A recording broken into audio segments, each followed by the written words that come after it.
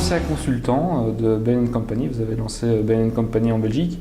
Alors, Bain & Company, pour ceux qui ne connaissent pas, c'est l'un des fleurons de la consultance internationale, c'est l'équivalent des McKinsey et autres. Donc vous avez travaillé là 20 ans, et puis vous vous êtes dit, ben non, je vais construire des maisons. Donc vous avez pris un virage à véritablement 180 degrés, et quelque part, est-ce que vous ne faites pas partie de cette nouvelle génération, peut-être, de gens qui à un moment donné sont dans un environnement très confortable, qui gagnent très bien leur vie, et puis le manque de challenge est plus fort que tout. Et à un moment donné, vous dites, voilà, je suis prêt à renoncer à ce que je vis pour l'instant pour retrouver un petit peu cette adrénaline que je n'ai plus nécessairement, même si les apparences peuvent le faire penser.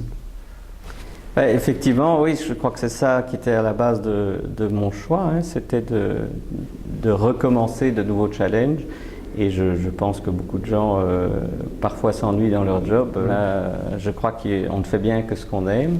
J'ai énormément aimé cette première page de ma carrière, mais la courbe était un peu asymptotique et en rendement décroissant en termes d'apprentissage et de challenge.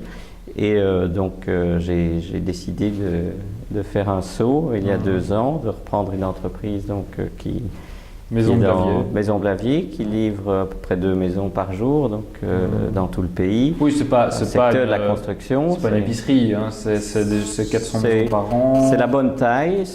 45 millions d'euros de chiffre d'affaires, plus ou moins. C'est une bonne taille pour reprendre une entreprise. C'est à la fois pas trop grand, je suis pas sûr que j'aurais été capable, et c'est pas trop petit, et ça permet d'avoir une équipe, des collaborateurs et de pouvoir avoir un impact. Je pense que c'est vraiment passionnant. C'est ça.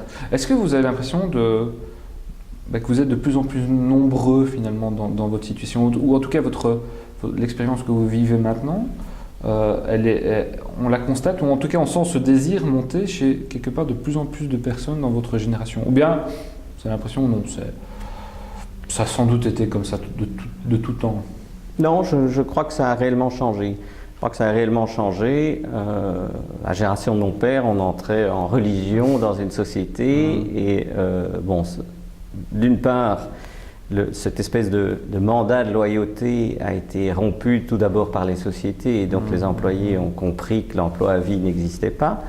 Deuxièmement, les groupes sont devenus de plus en plus grands, et ce que vous construisez pendant un certain temps au sein d'un groupe peut-être à l'issue d'un revirage stratégique ou d'une fusion, etc., détricoté quand même assez vite. Vous me donniez l'exemple que au début vous étiez un généraliste, donc vous aviez des clients de très long terme, et puis au fur et à mesure votre activité de consultant s'est spécialisée au niveau international pour suivre les clients qui devenaient globaux. Et ça voulait dire que vous aviez un client, par exemple, pour prendre un exemple, dans l'asset management, un au Japon, un au Brésil, un en Angleterre, et ils voulaient vous voir tous la même semaine, quoi. Oui, c'est une tendance de fond qui existait dans l'industrie du consulting, mais qui n'était que le miroir de ce qu'est l'industrie en général et les grandes sociétés. Dans votre cas, donc vous, évidemment vous avez investi également ici avec un associé, mais vous avez trouvé aussi des fonds pour vous aider à reprendre la société.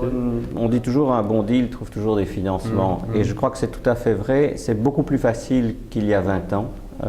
Les acteurs se sont structurés dans le financement. Les investisseurs qui sont dans le secteur, qui ont pignon sur rue, sont des gens qui voient 5 ou 10 dossiers par semaine, en trient quelques-uns, en poursuivent quelques-uns, en étudient.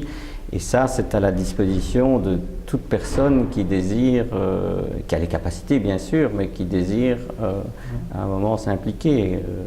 Un élément que vous mentionnez, c'était le fait que justement en recourant dans ce cas-ci, des financiers institutionnels, il y avait une espèce de rodage aussi par rapport à des situations qu'on croit pour soi évidemment uniques, et qui finalement se représentent relativement souvent, et qu'à la limite, par rapport à la structuration d'un deal, d'une opération, ils allaient sur l'étagère, ils prenaient le deal qu'ils avaient déjà fait 400 fois, et l'adaptaient finalement à votre situation, et ça faisait gagner du temps.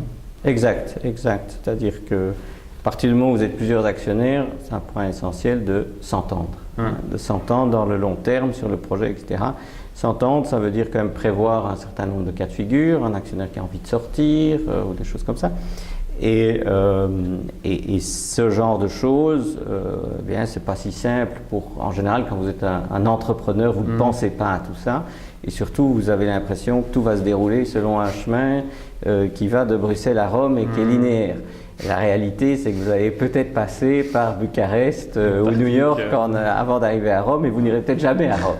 Alors, c'est très important dans ce cadre-là d'être bien aligné comme groupe d'actionnaires, tout comme l'entreprise d'ailleurs.